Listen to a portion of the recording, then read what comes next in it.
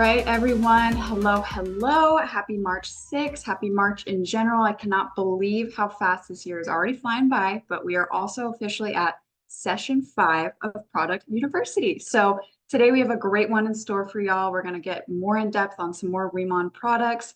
And I also wanted to mention, I know some people were having trouble signing up for the March sessions. So if anyone you know was having issues with signing up for March, just let them know that they can revisit the registration link or the QR code that we have on our flyers, and they'll be able to see the March dates because I want to make sure y'all are all getting this information. But without further ado, let me go ahead and share my screen.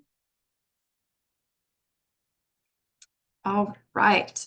So today's conversation is all about lifening. So beauty from the inside out and how beauty is health and health is a total body experience. And so this really encapsulates the final discussion on the RIMAN lines. You know, we talked about skincare and RIMAN, and then we talked about your hair physiology and RIMAN. So now we're looking at total body health and RIMAN.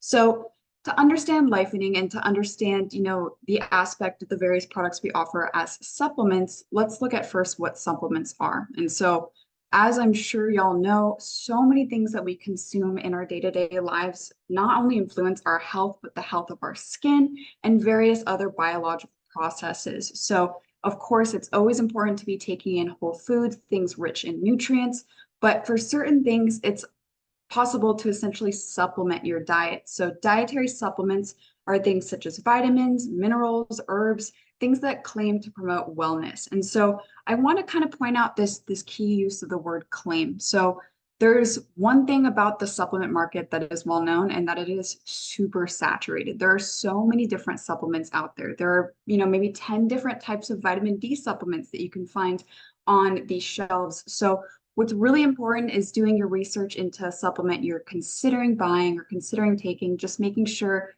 that it has the concentration of nutrients that you need.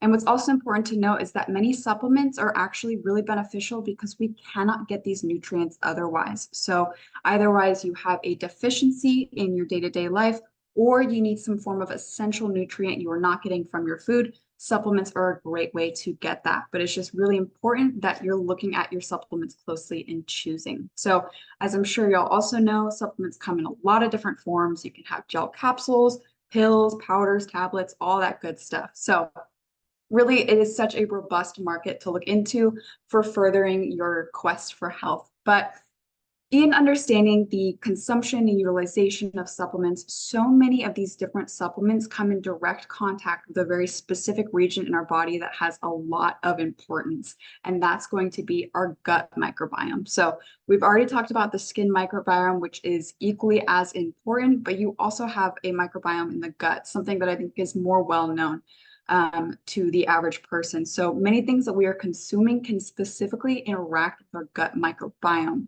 which is essentially a huge biosome or biome of bacteria, viruses, fungi, various other microbe species that exist within our intestines.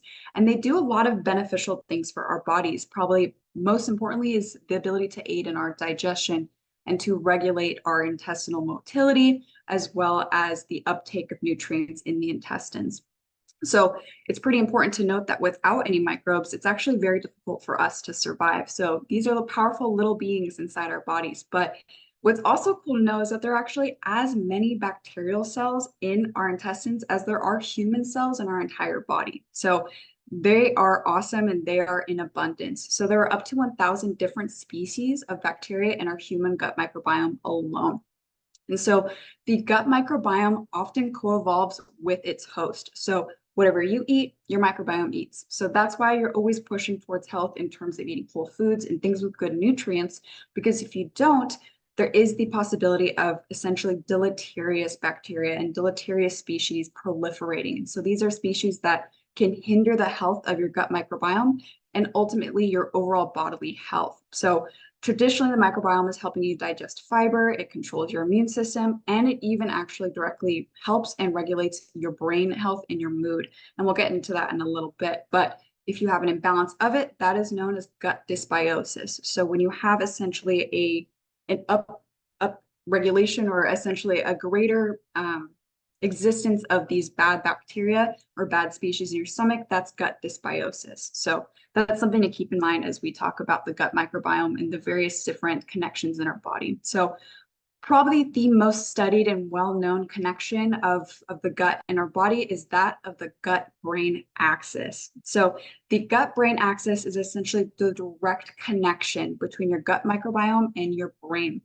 And what's important to note about this connection is that it's bidirectional. So that means that feedback from your gut goes to your brain and vice versa. So emotional behaviors, stress, and even depression can all depend on the proper function of your gut, and vice versa. If your gut can depend on a lot of those mood and depression and anxiety characteristics. So, probably one of the most notable and easily defined is, when you're nervous and you have stomach butterflies, that's actually neurotransmitters in your gut microbiome that is causing that feeling of butterflies. So alterations in this bidirectional connection in terms of your microbiome interactions are believed to be involved in the pathogenesis of specific disorders, so specific brain gut disorders. And probably one of the most well-known and studied connection in terms of the gut-brain axis is the connection between gut dysbiosis, so that imbalance in your microbiota, and autism spectrum disorder. So that's actually just something that is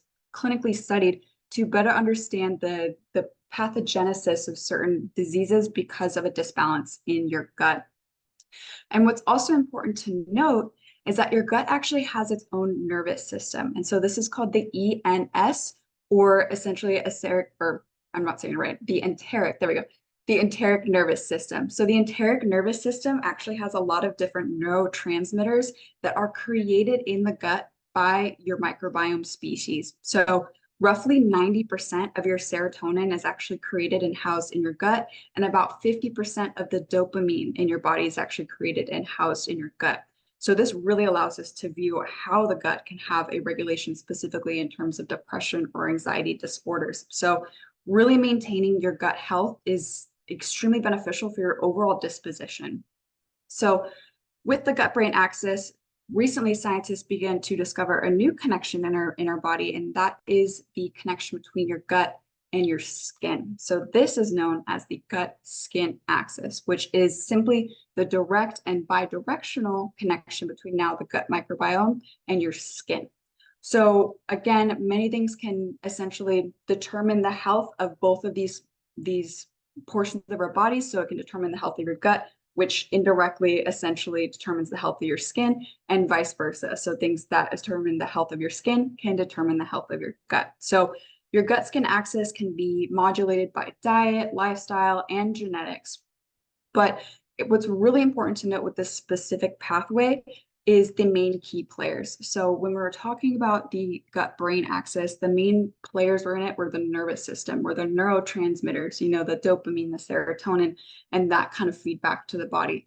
In this instance, it's more connected to the immunologic pathway in terms of inflammatory mediators. So with, general inflammatory either bowel diseases or diseases of the skin, we begin to see a connection. And so in this instance, the most well-studied term, or I guess play, of the gut-skin axis is the connection between psoriasis, which is an extremely inflammatory skin disease, and the inflammation that actually can be found in the gut with those that are suffering through psoriasis. So I could spend a whole product university just talking about the gut skin and the gut brain axes. They are so in depth, and I've only given you, just a glimpse at what they're doing, but I definitely invite you to look more into the research between these two different connections and how much what you're eating and what you're consuming comes into play in terms of not only your aesthetic health with your skin, but also with your disposition. But in terms, of course, of the gut skin axis, because here at RIMAN, we are always looking at that glow for your skin.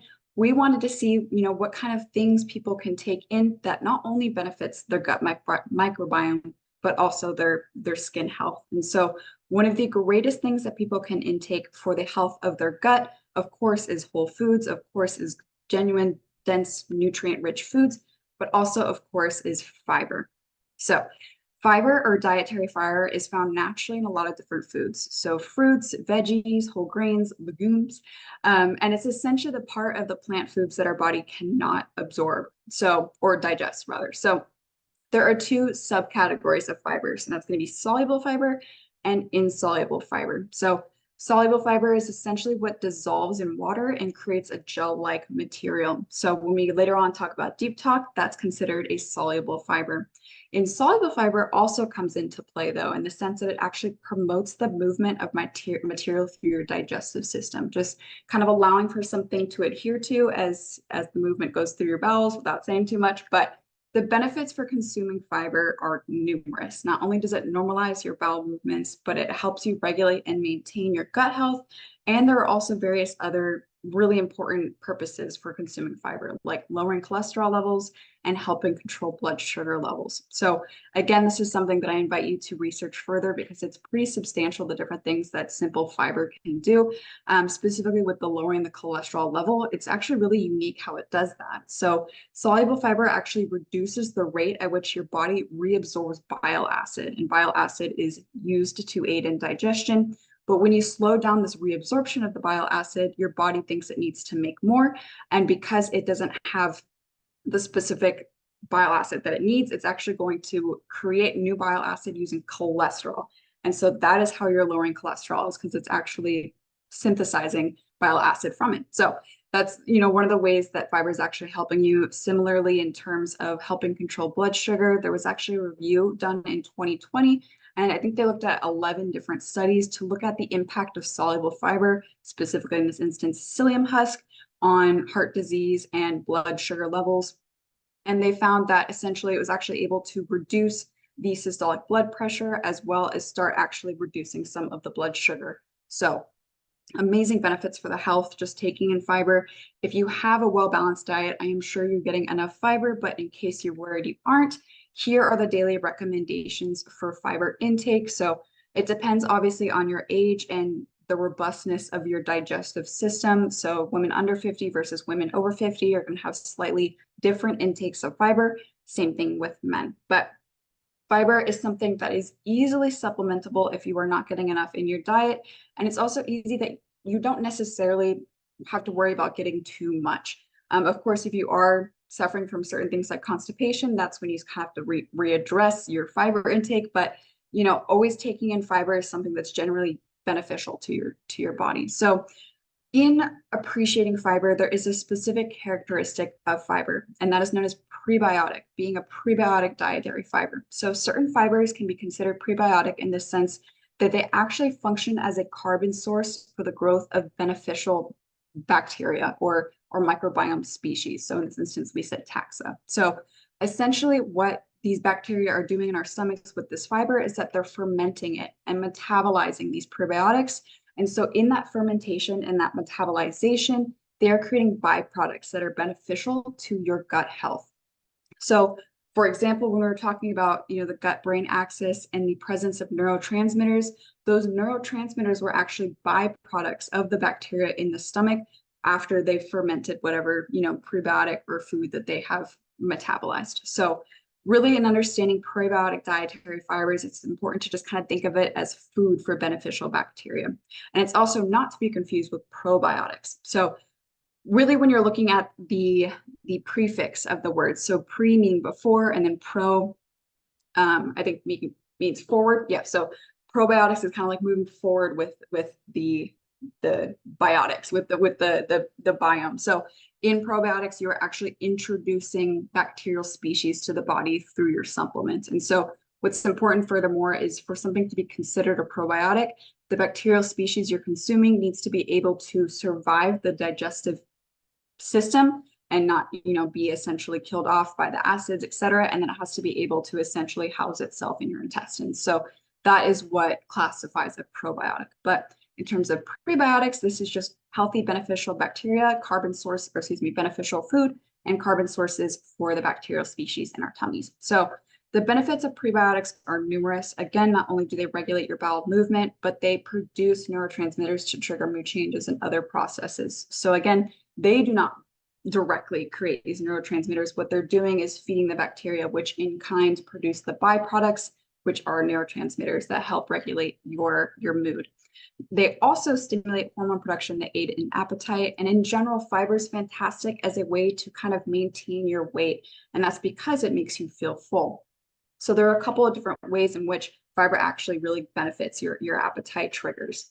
Lastly, not only do they improve your immune system because the bacteria in your gut system already have immunologic um, what's the word, roles, but they essentially help those good bacteria continue their immunologic roles. And then lastly, they enhance the anti-inflammatory response. Again, because these bacteria are so deeply connected to inflammatory responses and inflammatory mediators in the gut, as well as the skin, and as well as the brain for those different axes. So a lot of information. Fiber, let's just think about it as the good stuff for our microbiome and then ultimately for our health and well-being. And so, of course, when I'm talking about fiber, you know that I'm leading to a discussion on deep talk. So deep talk is essentially a fiber product, but I really want to express that it is so much more than a fiber product. Yes, we are saying that it's rich in a certain type of fiber that is going to be beneficial to you in many different ways, but it's also a microbiome aid because it's a prebiotic dietary fiber. It's a health modulator because of all those benefits that prebiotics provide for your microbiome balance.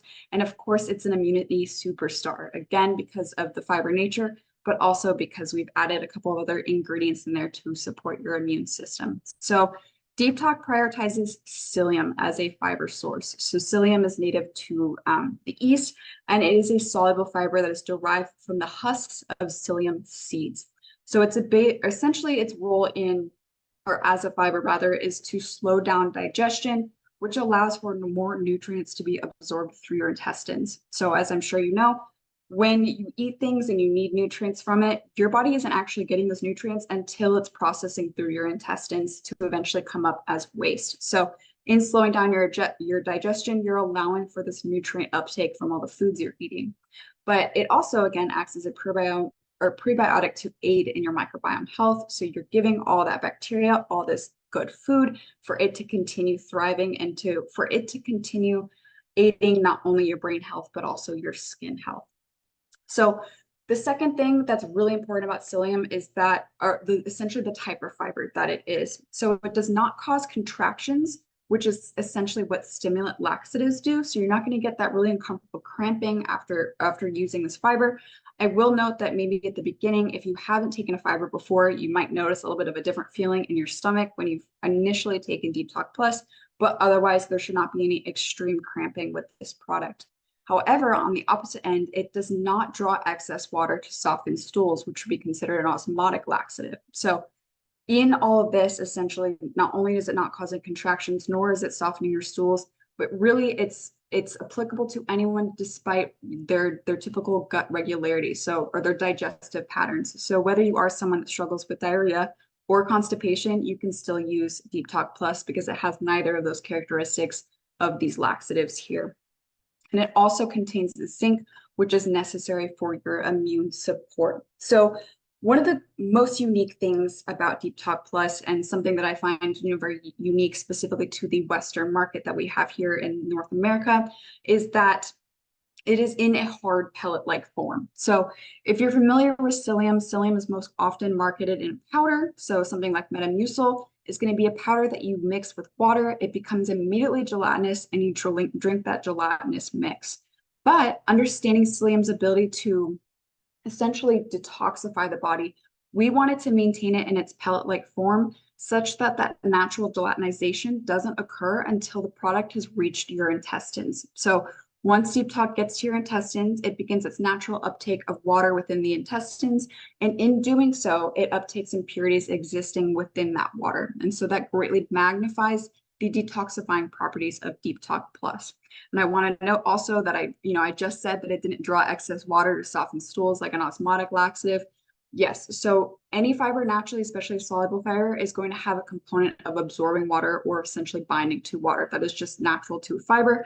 But with osmotic laxatives, they take a lot of water. So this is just something that is naturally going to occur with psyllium husks, is that it's going to uptake some water. But in this instance, it's doing it in the intestines and uptaking further impurities to really detoxify the gut and maintain gut regularity, as well as supporting your microbiome health. So Deep Talk is one of my favorite products. I always say that if I said goodbye to RIMAN, I would always use this and always buy it. It is something that has changed my life. So anyways, let's get into essentially the other profile in terms of the Lifening products we offer here in the US and Canada. And so let's talk about supplementing beauty in terms of beauty supplements specifically. So with beauty supplements, they're products that contain healthy ingredients with the ultimate purposes or promises of promoting hair, skin, and nail health. So, the perceivable aesthetic claims. So they're meant to supplement your topical self-care routines for additional aesthetic benefits. So if you're taking a beauty supplement, but you're also doing something that has an ingredient in it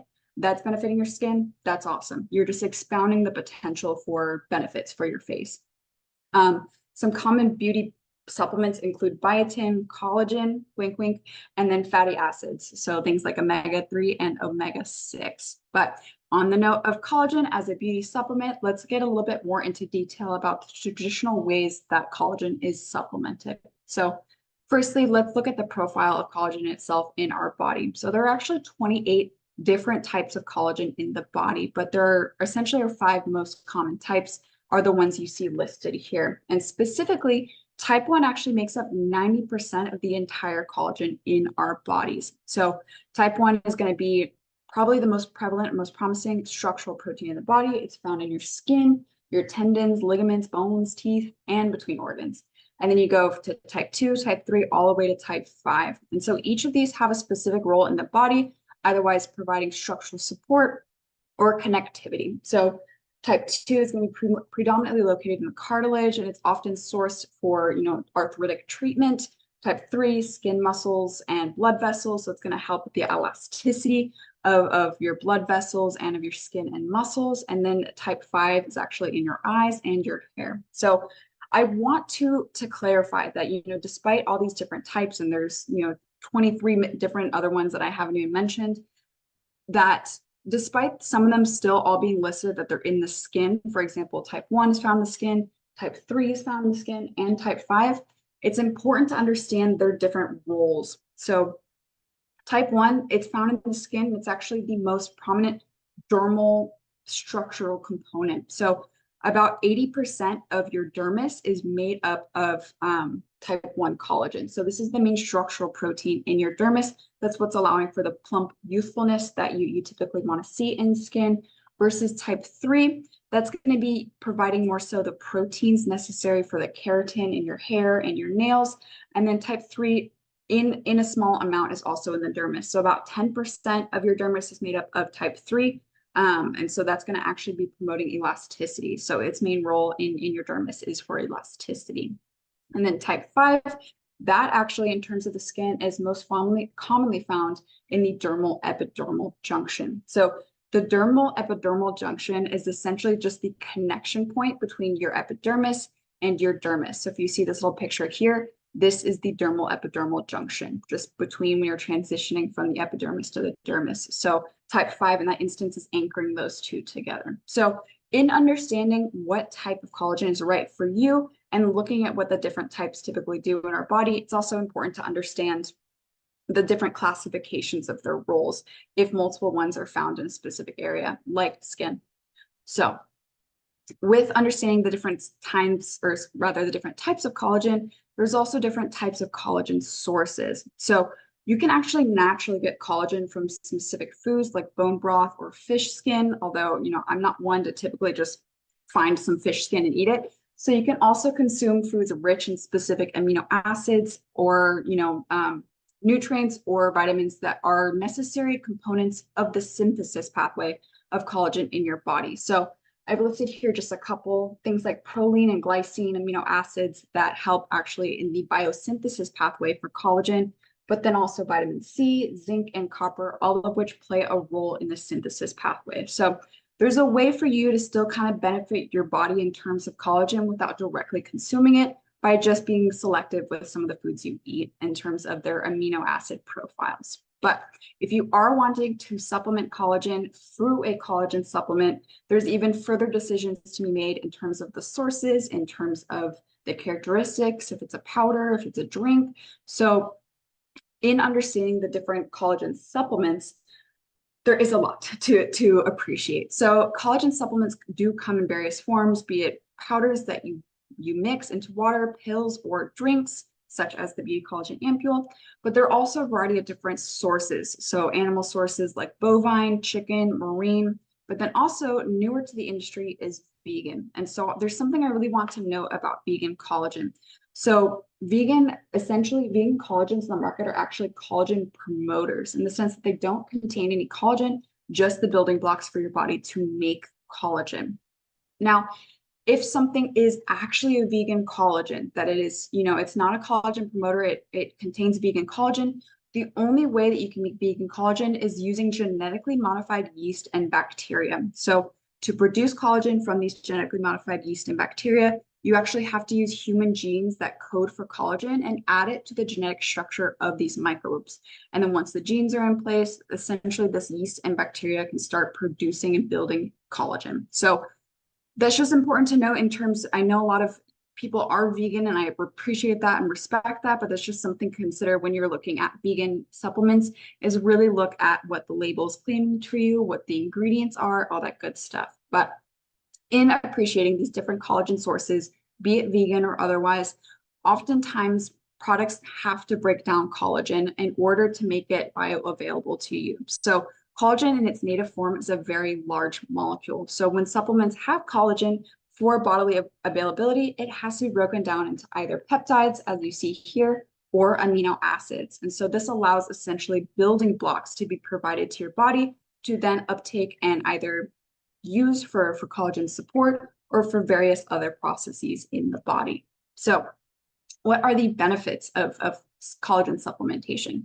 There are a lot. So postulated benefits include not only hydrating skin, but improving elasticity, improving hair and nail growth, strengthening your bones and muscles, and easing joint pain. And so again, another important thing to know is a lot of this just depends on research and studies. And oftentimes these research and studies are performed by the company that has created the product. So just, looking at the different things, make sure that they have, science-backed goodies just to trust the product you are using. But what's really interesting as well is the different things that collagen is doing in our bodies that you can see here based on the postulated benefits. So that top one, hydrating skin, as you might have remembered, collagen binds very well to hyaluronic acid in our skin as well as to water. So more collagen in your skin equals more water abundance.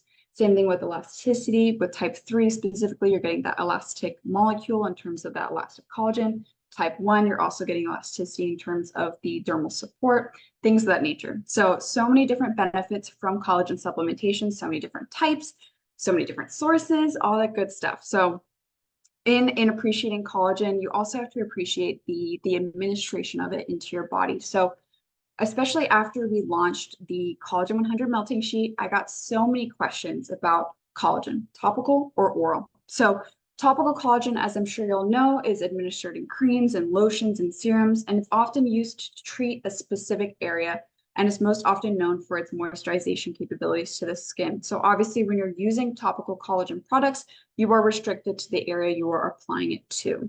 However, with oral collagen is not only are you getting the benefits for your skin, but it's also metabolized for various other benefits, such as joint health and hair and nail health. So in appreciating the topical and oral forms of collagen supplementation, scientists suggest that these forms should be used synergistically. It's not either or, it's both. So that's just something to consider in appreciating collagen supplementation. But now we've talked so much about collagen, and I know that there's so much information out there. There's so much out there in terms of different product offerings, but I hope y'all know that you do not have to look any further than our Beauty Collagen Ampule in the Lifening line. So our Beauty Collagen Ampule is composed of type 1 marine-derived collagen. Again, remember that type 1 is the most abundant structural protein in our bodies at 90% of all of our collagen stores. And this collagen is specifically hydrolyzed into low molecular weight peptides. And again, this enhances bioavailability. So when we've broken it down into these low molecular weights, the body can readily uptake the collagen and metabolize it for its various processes, either for aiding skin health or for other health focuses of your body. What's also awesome to know, and of course allows us to be unique in the creation of this Beauty Collagen Ampule, is that the specific collagen we utilize in the ampule is actually the first collagen ingredient in Korea to be awarded the IR52 Jongyong-sil Award. So this award was beginning in 1991, and it was sponsored by the Ministry of Science and Technology. And essentially, it is co-managed by the Korea Industrial Technology Association and the Mail Economy paper. And I might have totally butchered that name, so I apologize. But this award is given out for essentially new, outstanding new technology and new technology applied to products developed by Korean companies. So just understand that the creation of these collagen peptides for your use and for your bioavailability were awarded something big because of its ingenuity. So that's just something to appreciate with the Beauty Collagen Ampule. But of course, in the Beauty Collagen Ampule, we don't just have collagen. So there are over 20 specialized ingredients in the Beauty Collagen Ampule, even including Byungkul leaf water. We have that in there. But some additional ingredients that I'd like to highlight specifically for skin health are going to be these ones listed here. So first, we have hyaluronic acid, which of course imparts skin hydration and joint lubrication. And so I know we're so used to putting hyaluronic acid on our face. So many of Inselderm's products have hyaluronic acid in it, but you can actually consume it as well and see similar benefits as well as general metabolization of the hyaluronic acid. Furthermore, we have wheat ceramides. So as I'm sure you might remember from our discussion on the skin physiology, ceramides are an important component of your lipid barrier, which is that barrier that your skin creates to keep out irritants and to keep in water for your skin. So as you know, considering ceramides are that natural lipid, oral supplementation of ceramides may actually reinforce the barrier strength and also can help supplement skin hydration. And super important to note about this product as well is, you know, I see wheat, oh my gosh, gluten, but this one actually was tested against the gluten allergy. So this is gluten-free. So if you have celiacs or any gluten sensitivities or sensitivity, excuse me, then you can still take Beauty Collagen Ampule. And then last but not least, biotin. So this B biotin, once supplemented, can essentially alleviate any symptoms of biotin deficiency, such as brittle nails, hair loss, or inflamed skin. So biotin is always a good thing to have, and it's always nice to see something that's recognizable on the label. You know, we always understand biotin as a supplement, especially as a beauty supplement. So that is all the good stuff that Lifening has to offer for now in the US and Canada markets.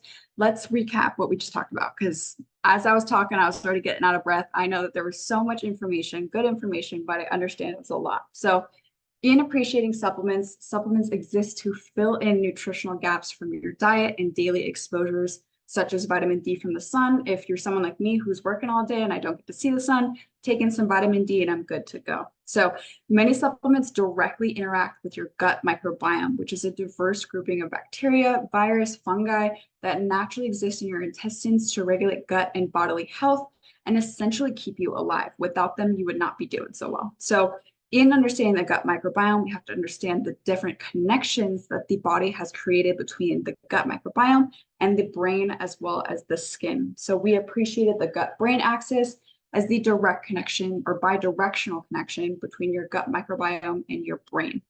And then similarly, the gut-skin axis is that bidirectional connection and communication between your gut microbiome and your skin. So this is most often modulated by inflammatory mediators as well as your intestinal barrier, versus the gut-brain axis is more involved in the nervous system, so the enteric nervous system. So one of the greatest ways to maintain your gut health and ultimately your total health through your microbiome is through the utilization of prebiotic fiber. So with fiber, it's found naturally in many different things we eat, such as fruits and veggies, and many fibers are considered to be prebiotic in nature in the sense that they provide a carbon source that acts as food for the beneficial bacteria in your gut, which then go on to ferment this carbon to create byproducts that greatly actually regulate our health. So benefits of the prebiotic fibers include not only gut regularity, but improving the immune system and on. So Lifening's Deep Talk Plus prioritizes specifically psyllium husk, which is a soluble prebiotic fiber, to regulate your digestion, but also to promote detoxification. So we kept it in that pellet-like form to allow for the utmost absorption of not only excess water, but impurities in the gut to really maintain overall balance for your body. So Detox Plus is suitable for any digestive profiles, and it also has the addition of zinc for additional support of your immune system. So In terms then of beauty sup, oops, in terms of beauty supplements, then we talked about how we have different goals in taking beauty supplements, specifically for the hair, skin, nails, and the perceived aesthetic health of them. So specifically in looking at collagen supplementation as a beauty supplement, there are so many different choices and forms on the market. So collagen supplementation specifically, there are 20 different types naturally in our bodies. So we look at the 5 most common in terms of collagen supplements. And so type 1 is the most prevalent at 90% of your collagen stores. So you can naturally get collagen from the foods you eat, or you can consume foods rich in the necessary mediators of the collagen biosynthesis pathway in our bodies, such as proline, glycine, and vitamin C. There are also many different types of supplemental, or excuse me, sources of supplemental collagen, such as chicken, bovine, marine, vegan, and they all have unique profiles in terms of the types they offer, as well as essentially what forms they come in, be it a powder or a drink mix. So Lifeing's Beauty Collagen Ampule is a marine-derived type 1 collagen that has been hydrolyzed into low molecular weight peptides to increase bioavailability and to optimize your body's metabolization of this collagen for genuine skin and health benefits. And again, this collagen peptide has won an award in Korea. Is that ingenuous? No, that's not the word. It's that cool. So alongside this collagen, we also have hyaluronic acid, we have wheat ceramides and biotin, all 3 of which are known to promote skin health in terms of either hydration or reinforcing your skin barrier. And that is all today for Lifening Beauty from the Inside Out. Of course, I made y'all an outline. Please scan it if you want to. We're also dropping the link for you to download.